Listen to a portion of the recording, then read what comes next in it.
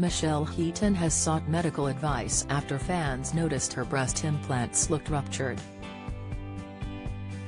The Liberty X star, 42, took to Instagram on Friday to share a lengthy post explaining that people had messaged her after she featured in a magazine shoot, and they noticed their different appearance.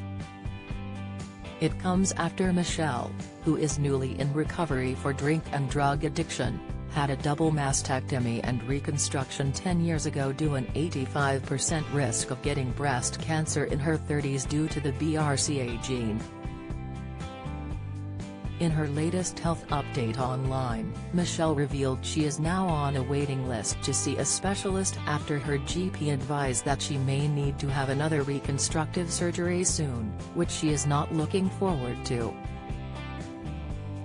Looking at the situation positively, the star added that she is facing this one sober and that she will come through it again stronger. Michelle revealed that her recent shoot with OK! Magazine with her family sparked concern among fans who reached out via social media. She penned, "So, I wasn't going to say anything, but I've had so many comments on here and on at OK_mag Instagram and direct messages with people worried about my breast implants after seeing the video and photos in this week's at OK_mag.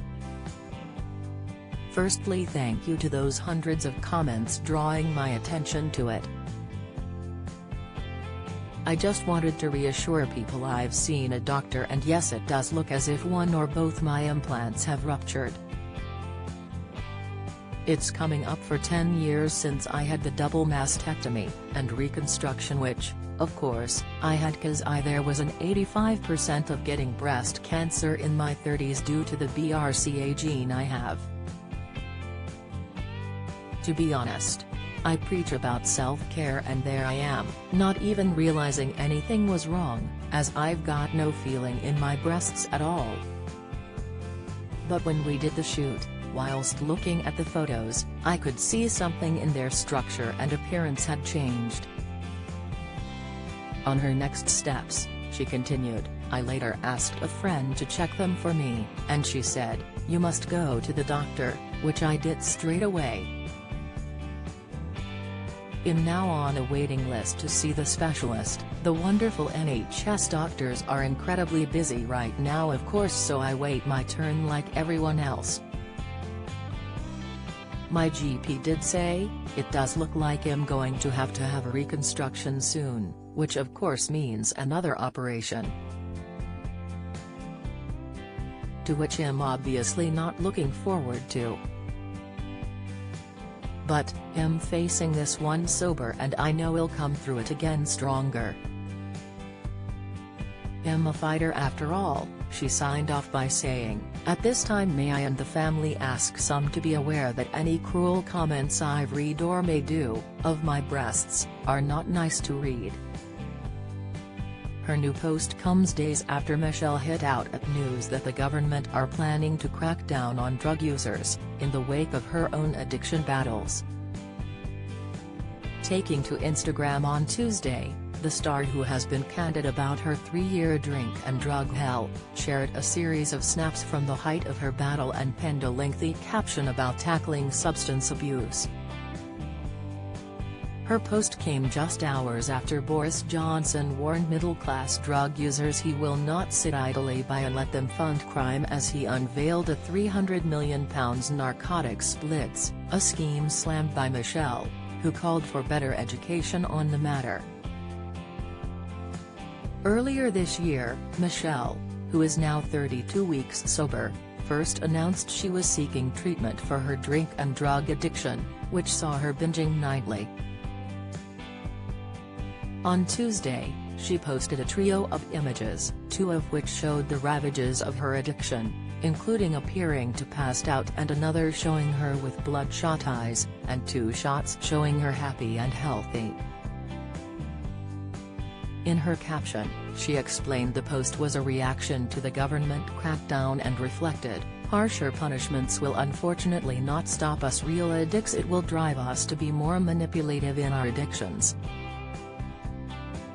The PM warned recreational users face being stripped of their passports and driving licenses under new curbs unveiled today, as he joined police on a dawn raid. They also face receiving text messages from police if their numbers are found on dealers' phones, with all the points being slammed by Michelle. Michelle wrote in her impassioned message, "I wanted to wait till I had the facts before I wrote this, and I was armed with the facts of today's announcement on the government's plans to tackle addiction. I welcome any efforts by governments to address this issue that affects too many families. Tackling the suppliers and helping those in addictions is amazing. I'm so pleased to hear of the extra treatment places, they are sorely needed. I'll be honest, I didn't have the money to get help, friends and family lent me that, and I possibly wouldn't be here now had they not, as I needed the treatment within days. I'm hoping I'll hear the word education lots in the coming days. Early education in schools is sorely needed, and this is something I really feel strongly about. This disease does not discriminate. It affects people in poverty and people with money. Once an addict, we will stop at nothing to get the next hit, fix, high. Whatever that may be. Harsher punishments will unfortunately not stop us real addicts, it will drive us to be more manipulative in our addictions. It's a disease of the mind and the body. We need to also concentrate on stopping it before it grips us. Where do addictions begin? Brought up that way, followed, parents had no choice, bad relationships, the list is endless. It's not a middle-class problem, it's a you and me problem. It's the kid who never fit in, it's the wife at home bored. This disease does not discriminate. There is no poster boy or girl for this. Punishment in itself is not an answer, as it just ignores where and how to tackle it before it begins. Education, helplines and more information is needed most. From a grateful recovered addict. Michelle Heaton, age 42, no bad upbringing, didn't grow up in poverty and certainly no middle-class issues, and never set out to be an addict. I never knew what an addict was until I almost died.